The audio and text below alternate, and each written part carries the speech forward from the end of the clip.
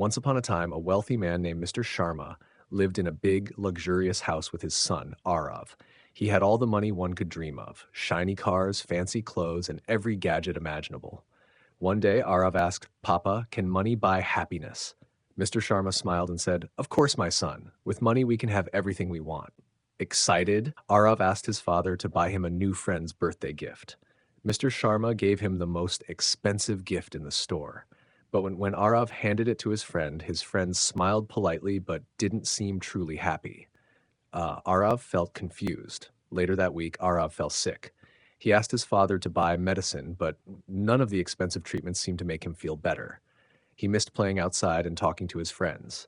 Seeing his son's disappointment, Mr. Sharma realized something. He sat beside Aarav and said, "I've been so focused on money that I forgot the most important things: love, friendship, and health. No amount of money can buy these." Aarav hugged his father. "I'm glad we're together," he said softly. "That's more valuable than any toy or gadget." From that day on, Mr. Sharma spent more time with Aarav, playing, laughing, and listening. He still had wealth, but he learned that true happiness comes from the heart, not the wallet.